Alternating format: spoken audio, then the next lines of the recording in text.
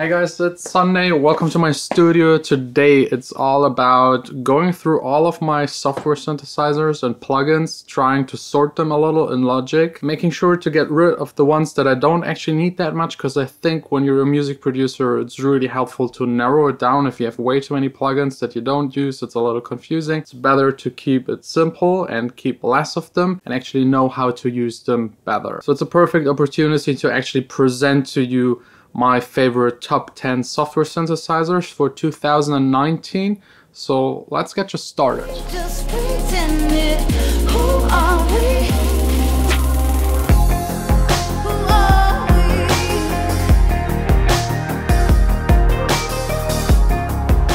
Let's start with my number one, my favorite one at the moment and already for the past 2-3 years, and that is actually Serum.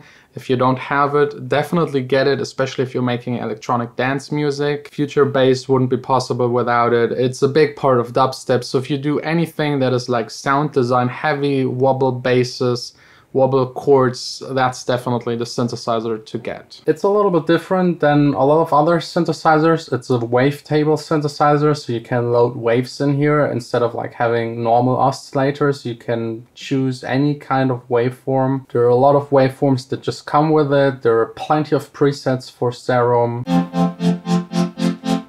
And especially for these kind of sounds, it's your best starting point by far. It's priced fairly. It's made by X-Fair Records that belongs to Steve Duda, who's a good friend of that mouse. He did all of that, also the LFO tool, which is also really nice. Can't recommend it enough. If you make electronic music, there's no way around it. The next one is also one of my favorites. It's by UHE. It's a software synthesizer called Diva. The one downside of it, it's CPU hungry, so if you don't have a new computer, you might struggle with it. I mean, you can change it to accuracy mode where it doesn't eat up your entire CPU, but if you have multiple of these in your project, it can already get a little dangerous. It's emulating quite a ton of classic synthesizers, so it's actually 5 synths in one. And the most special about it is you can choose to mix those classic synthesizers. So you could choose the oscillator section from a Moog and then change the filter section maybe to the multi-mode. And this way combine different styles, characteristics of old emulated synthesizers all in one. If you produce old school house music kind of things that are inspired by it, it's a must-have. It's really good for bass sounds. It's extremely good for techno and this progressive kind of techno that is a little bit trancey that a lot of people do at the moment. There are also some built-in effects that I don't love that much, but the presets aren't that effect heavy, so you just turn them off, can use your own, and definitely get to a professional sound. I couldn't live without it. It's in almost every single track that I make, usually the bass line and maybe some pad sounds. It's really great for that. Then the next place is a synthesizer I can't show you at the moment because its biggest downside is the space it needs on your hard drive, and that is Omnisphere. There's a new version out. It's just amazing. You just hit any note, any sound. It sounds really rich and complex. I just don't have my hard drive today with me, my external one, where it's on, like all of the samples. Another downside, when you switch through presets, it just loads. There's like always a delay of 1, 2, 3 seconds depending on the size of the sample. Basically what they did, they recorded samples, altered them, and just put them in there. It's a very unique, rich sound, a very complex sound. So if you ever wondered how someone made a sound, it might be just a preset out of Omnisphere.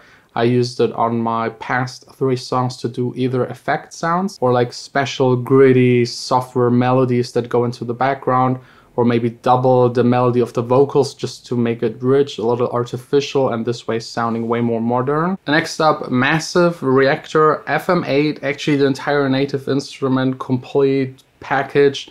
It's quite expensive, but it comes with a ton of stuff. It comes with so many things that at the end you might not even actually use, but buying them separately is more expensive than the entire package that usually comes on a hard drive, because it's like, I don't know, over 100 something gigabytes. I'm still running the version one previous to the newest one, but Massive, really good for bass. Reactor is just crazy. You can create your own software synthesizers, and there are already a ton like pre-made already that have a unique characteristic a good sound, and if you don't like anything about them, you can just go in there, switch it up and change it. FM8 is really good for arpeggiators, organic kind of sounds, mallets, bells, organs. It's an FM synthesizer that really stands out. I use it really for background ambience, arpeggiators, and these kind of things. Next up is Bolt. It's a fairly new synthesizer. It was just released this year. I like it because it sounds a little different. It is based on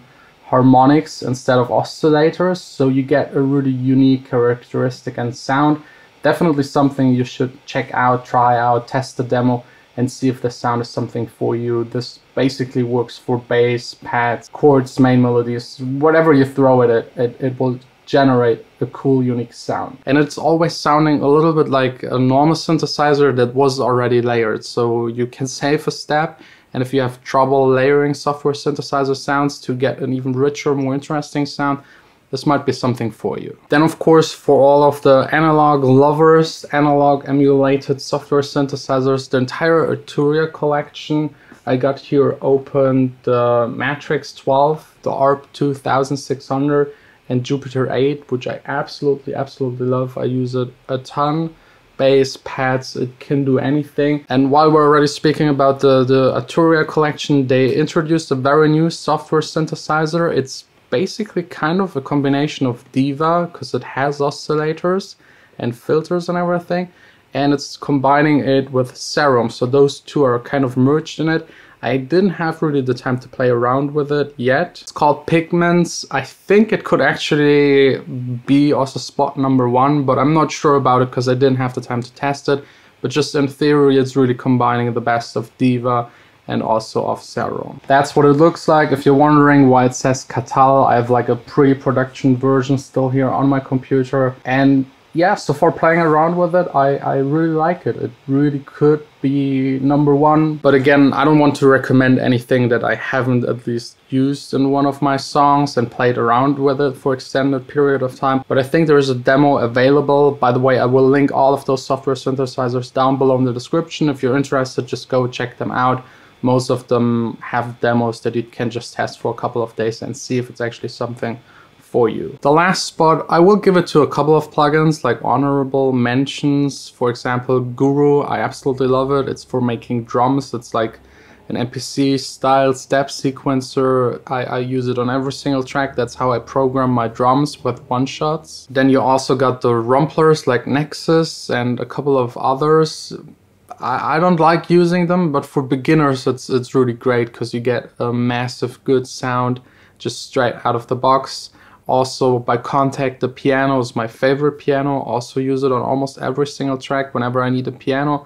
That's the one that I'm using. It's called Condor or something like that. And then of course Silent. A lot of people overused it a little, so I can almost immediately hear if someone used a preset out of it, and everyone else can also. If I ever play a track here on this vlog with a preset out of it, people just write it in the comments. So it's good, but it's heavily overused, so maybe just check out some of the alternatives. Again, all linked down below in the description. For me, it's now back to working on the follow-up of Stay. I still don't know what it will be called. I will share more about the working process and how I make that song in one of the upcoming videos. So thanks a lot for watching. Let me know in the comments if I've missed any great software synthesizer, your favorite software synthesizer, and we'll see us back again tomorrow here in the studio.